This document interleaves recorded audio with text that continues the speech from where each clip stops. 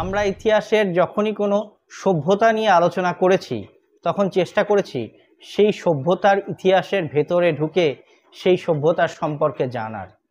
আমরা উপর থেকে কখনো আলোচনা করে সেই সভ্যতার সম্বন্ধে দেখিনি, আমরা বরং ভেতরে ঢুকে পর্যবেক্ষণ করে সেই সভ্যতার সম্পর্কে জানার চেষ্টা করেছি, সেই সভ্যতাকে বোঝার চেষ্টা করেছি, সেই সভ্যতার সম্পর্কে উপলব্ধির চেষ্টা করেছি।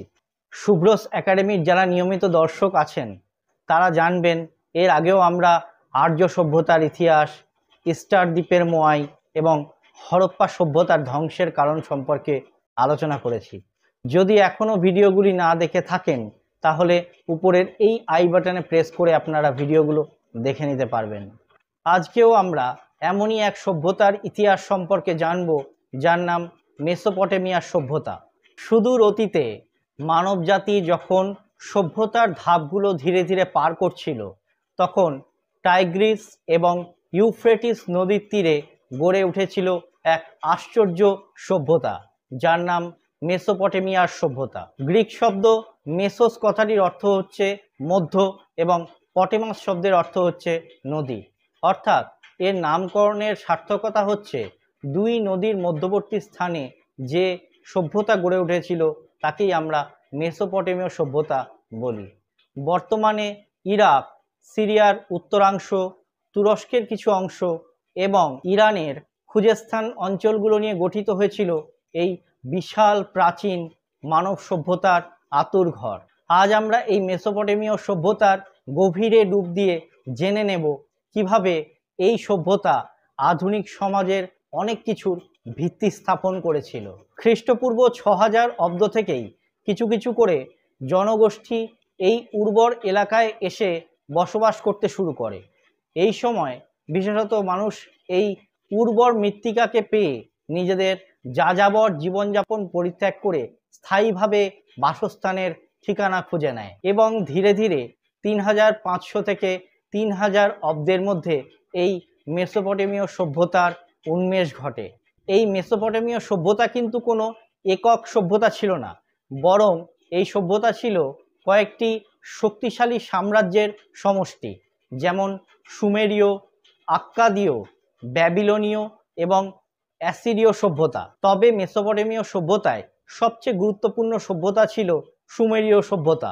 খ্রিস্টপূর্ব 4000 অব্দে এই সুমেরীয়রাই প্রথম নগর এবং রাষ্ট্রগুলো গড়ে তোলে, যেমন উর, উরুক, লাগাস, নিপ্পুর ইত্যাদি।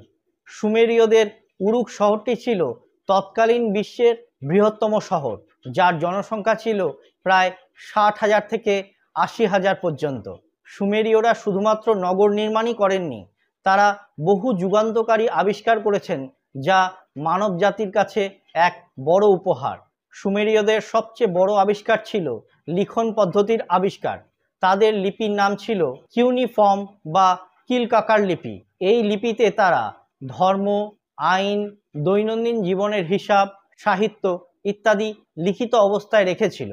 জীবনযাত্রাকে সহজ করে তোলার জন্য সুমেরীয়রা চাকার আবিষ্কার করেছিল।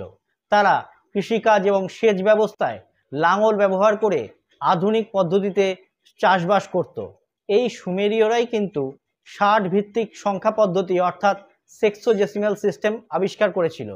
তারাই প্রথম ঘন্টাকে 60 ভাগে ভাগ করে 1 মিনিট এবং 1 মিনিটকে 60 ভাগে ভাগ করে 1 সেকেন্ডের ধারণা দিয়েছিল। জ্যোতির্বিজ্ঞানের ক্ষেত্রেও সুমেরীয়দের অগাধ জ্ঞান ছিল। তারাই কিন্তু বছরকে 12 মাসে এবং প্রতিটি মাসকে 30 দিনে ভাগ করেছিল। মেসোপটেমীয় সভ্যতায় সুমেরীয়দের পরে আসে আক্কাদীয়রা এবং আক্কাদীয়দের পরে আসে ব্যাবিলনীয়রা। ব্যাবিলনের রাজা হাম্মুরাবি খ্রিস্টপূর্ব 1792 থেকে 1750 তার কঠোর কিন্তু ন্যায়ভিত্তিক আইন সংকলনের জন্য বিখ্যাত ছিল। হাম্মুরাবির আইন সংহিতা ছিল প্রাচীন বিশ্বের অন্যতম প্রথম লিখিত আইন সংহিতা, যা সমাজের বিভিন্ন স্তরের মানুষদের জন্য আইন কানুন নির্ধারণ করত। ব্যাবিলনের ঝুলন্ত উদ্যান ছিল প্রাচীন বিশ্বের সপ্তম আশ্চর্যের মধ্যে একটি। রাজা দ্বিতীয় নেবুচাঁদনেজার তার স্ত্রীর জন্য এই ঝুলন্ত উদ্যানটি নির্মাণ করিয়েছিলেন বলে মনে করা হয়। এই ব্যাবিলনীয়দের পরে আসে অ্যাসিরীয় সভ্যতা। এই সভ্যতার লোকেরা লোহার ব্যবহার জানত এবং এদের সৈন্য ছিল ভীষণ শক্তিশালী এবং সুসংগঠিত। তাদের রাজধানী নিনেভে ছিল একটি শক্তিশালী ও সমৃদ্ধ শহর, কিন্তু তাদের নিষ্ঠুর শাসন ব্যবস্থা অনেক শত্রুর জন্ম দিয়েছিল। মেসোপটেমিয়া সভ্যতা ছিল কৃষি নির্ভর সভ্যতা। এই সভ্যতার মানুষেরা গম, বার্লি, খেজুর ইত্যাদি কৃষিকাজ করত এবং গরু, ছাগল, ভেড়া ইত্যাদি পশুপালনও করত।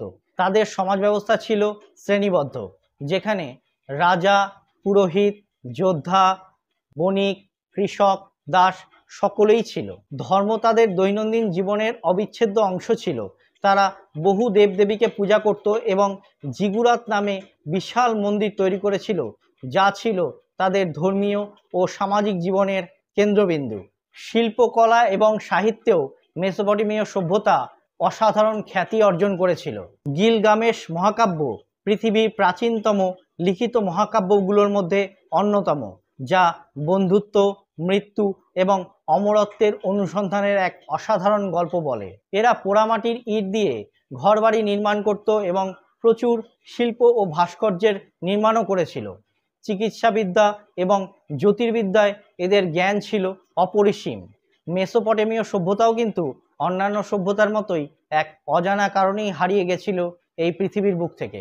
অজানা কারণ এই কারণেই বলা, কেননা এই সভ্যতা ধ্বংসের পিছনে যে কারণগুলো রয়েছে তার মধ্যে মতভেদ রয়েছে, অর্থাৎ বিভিন্ন ঐতিহাসিকদের মতে বিভিন্ন কারণে এই সভ্যতা ধ্বংসপ্রাপ্ত হয়েছিল।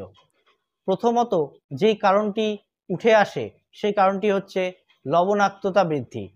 কৃষিকাজ এবং সেচ ব্যবস্থায় বিপুল উন্নতির ফলে ধীরে ধীরে মাটির নিচে লবণ উপরে উঠে আসতে শুরু করে এবং নদীর তীরবর্তী স্থানে জমা হতে শুরু হয়।